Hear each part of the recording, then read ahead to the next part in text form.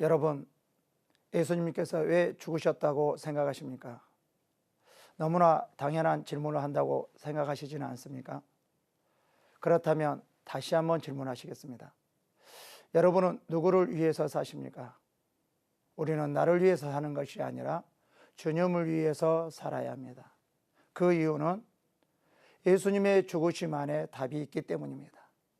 만약 예수님의 죽으심을 모르신다면 우리는 자신이 왜 사는지도 모르는 것입니다. 예수 그리스도께서 왜 십자가에서 죽으셨습니까? 당연히 우리를 죄에서 구원해 주시기 위해서입니다. 그렇다면 왜 우리를 죄에서 구원해 주셨습니까? 하나님께서 구원하신 이유를 말씀하십니다. 고린도 후서 5장 15절입니다. 그가 모든 사람을 대신하여 죽으심은 살아있는 자들로 하여금 다시는 그들 자신을 위해 살지 않고 오직 그들을 대신하여 죽었다가 다시 살아나시는 이를 위하여 살게 하려 함이라. 우리를 구원하신 이유는 살아있는 자들로 하여금 구원받은 사람들로 하여금 다시는 그들 자신을 위하여 살지 않고 오직 그들을 대신하여 죽었다가 다시 살아나시는 이를 위하여 살게 하려 함입니다. 그러므로 구원받은 사람들은 다시는 자신을 위해 살지 않고 주를 위하여 살아야 합니다. 이렇게 살기 위해서 우리가 예수 그리스도를 믿는 것입니다. 이 믿음이 주를 위해서 살게 하는 것입니다. 그러므로 구원받은 사람은 세상 사람들과 삶이 달라야 합니다. 우리는 세상 사람들과 같이 자신을 위해서 살아가는 것이 아니라 주를 위해서 살아가는 것입니다.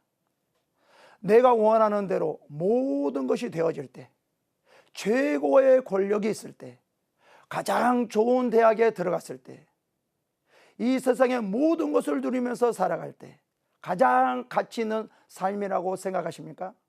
그렇지 않습니다. 힘들어도 어려워도 예수님의 죽으심의 목적대로 주를 위해서 살아갈 때 가장 가치 있는 삶이 됩니다.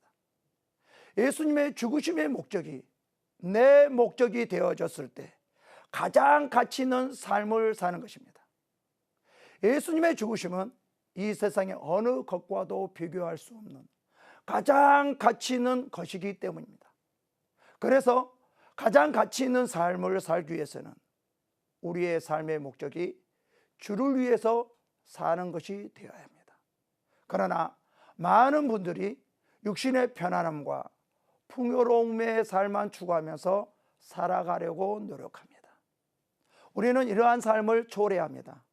우리의 삶의 목적은 풍요로움에 있는 것이 아니고 육신의 마음에 원하는 대로 사는 것도 아닙니다. 이렇게 사는 것은 이방인들인 진노의 자녀가 사는 삶입니다. 에베소서 2장 3절에 이렇게 말씀하고 계십니다. 전에는 우리도 다 그 가운데서 우리의 육체의 욕심에 따라 지내며 육체와 마음에 원하는 것을 하여 다른 이들과 같이 본질상의 진노의 자녀였더니 진노의 자녀가 육신의 마음에 원하는 대로 산다고 합니다. 그렇다면 우리는 어떻게 살아야 합니까? 힘들게 살아야 한다는 것이 아닙니다. 그렇지 않습니다. 풍요롭게 부유하게 살아야 합니다. 그러나 풍요롭게 사는 것이 중요한 것이 아니고 예수님이 죽으심의 목적이 나의 목적이 되어야 한다는 것입니다. 다시 말하면 다시는 나를 위해 살지 않고 주를 위해서 살아야 한다는 것입니다. 풍성하게 사는 것이 주를 위한 것이라면 풍성하게 살아야 됩니다. 좋은 차를 타고 다니는 것이 주를 위한 것이라면 좋은 차를 타고 다녀야 됩니다. 좋은 집에서 사는 것이 주를 위한 것이라면 당연히 우리는 좋은 집에서 살아야 합니다. 중요한 것은 내가 원하는 대로 사는 것이 아니라 죽었다가 다시 산 자를 위해서 사는 것입니다. 바로 이러한 삶이 우리의 삶이고 신앙입니다. 이제부터 우리의 삶의 목적은 예수 그리스도께서 죽으신 목적이 우리의 삶의 목적이 되어야 됩니다. 우리의 삶의 모든 목적을 예수님 안에서 찾으려고 해야 합니다. 이제 여러분의 삶의 목적을 어디에 두고 살아가신다고 하십니까? 권력입니까? 풍요로움입니까? 우리의 모든 목적은 예수님의 죽으심의 목적을 두고 살아야 합니다. 이러한 삶이 가장 가치 있는 삶이기 때문입니다. 이러한 삶을 살아가는 여러분이 되시기를 축원합니다.